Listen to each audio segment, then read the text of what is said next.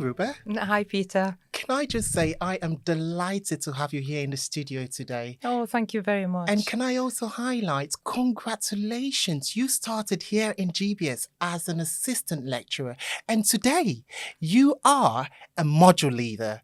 That's Well true. done. Thank you very much. Well done. That is an inspiration to your colleagues here at GBS. I'm going to dive straight into my questions for today. So tell me, what do you currently teach? And why did you choose teaching here in GBS? First of all, thank you very much for this lovely introduction. Okay. I teach business and tourism. What attracted me to GPS is its mission. GPS aims to give people the opportunity to change their lives through flexible and accessible educational programs. Same here, changing lives through education. I agree. Yes. That suits the students' busy lifestyle or special circumstances that stop them from attending universities on daily basis. I'm a great believer in this mission. Many of our students go to work, our parents, and they attend their classes at GPS. Being a working mother myself, I understand how challenging that is. I have a great deal of respect for our students. They deserve all the support we give them at GPS. Oh, great. It's a noble mission, and I'm privileged to be part of it. I could imagine, because I've been to one of your classes and I've seen the connection between you and your student. And can I just say, you are amazing with your students. Thank you, Peter. You are amazing. Glad to hear that. Thank you. You are. So tell us, what is your teaching philosophy? My teaching philosophy revolves around providing a positive learning environment that encourages students to explore topics, ask questions, and engage them in thoughtful discussions that are useful for their professional development. I always try to include industry-relevant knowledge, through real-world scenarios, to help students apply theoretical learning to practical situations. I really like that. I really like the fact you connect with your learners very well. But the difficult question for you now is, how do you deal with the reluctant ones in your classroom? Those that kind of make, you always get that difficult learner in the class. How do you deal with students like that in your classroom? I mean, the way I connect with my students, first, I make sure I know my students. I take the time to learn their names, so I can address them personally with the in the classroom. Approachability is very important inside and outside the classroom.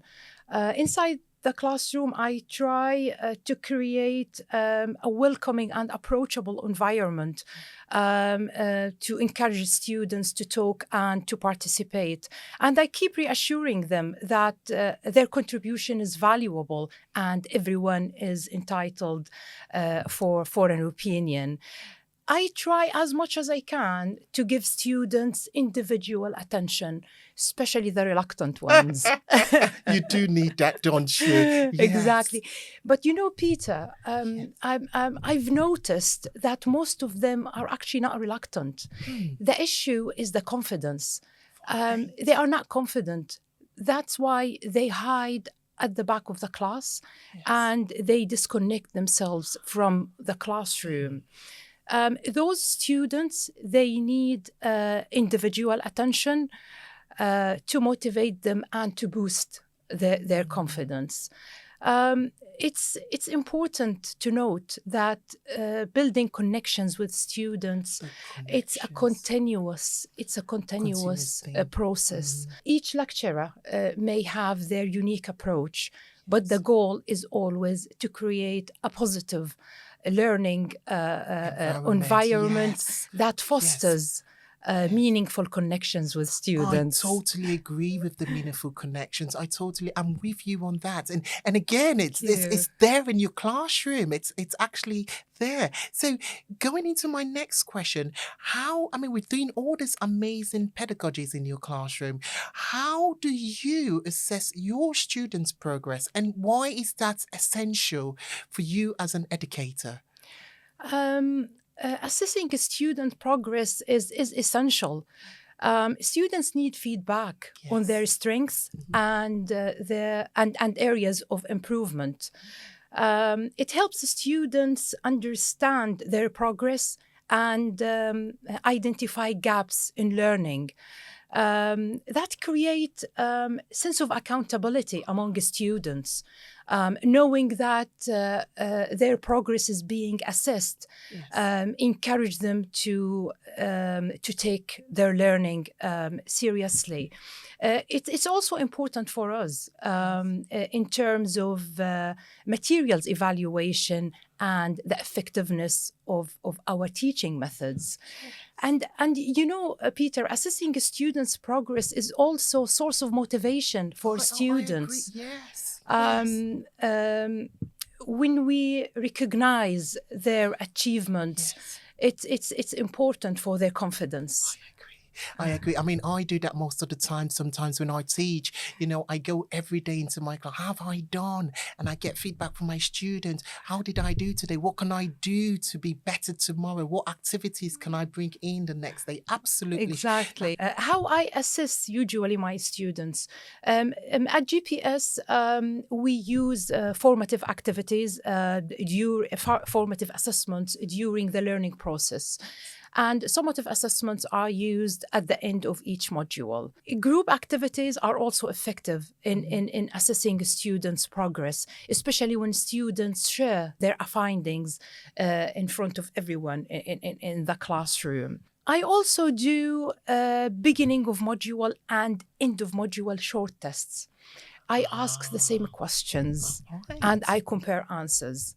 I might ask, what do you know about sustainable tourism?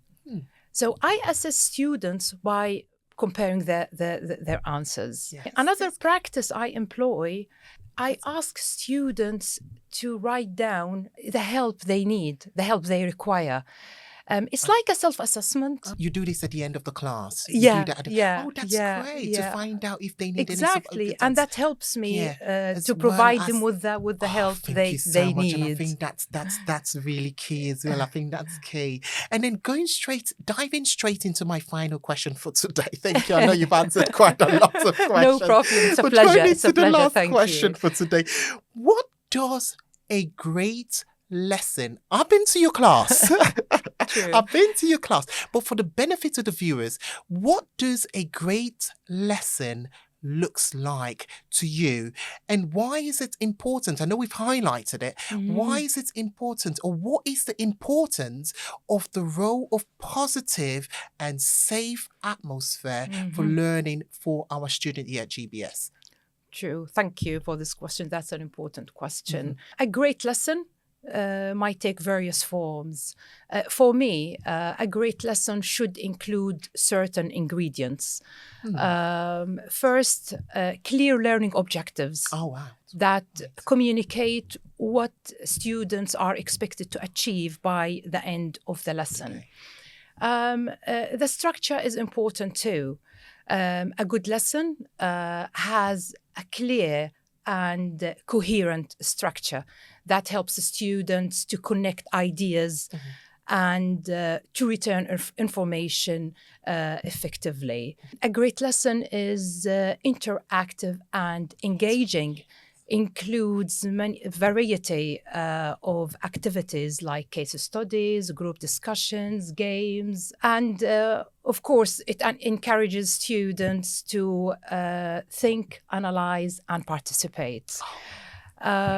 Creating a safe environment for the students is essential for students' psychological well-being. Yes. When students feel safe and respected, they'll be comfortable in the classroom to participate and to talk. And it also reduces fear of judgment. When students, when students feel safe, they'll be confident to ask for help and assistance without hesitation. A positive and safe environment embraces diversity and encourages inclusivity. Students from different cultures and backgrounds should feel valued and respected. Wow. Thank you so much. You're very welcome. Thank you so much. And thank you for all you do here at GBS. You're very welcome. Once again, it was great to have you here, and good luck in your journey here at GBS. Thank you very much, and thanks for having me today. Thank you.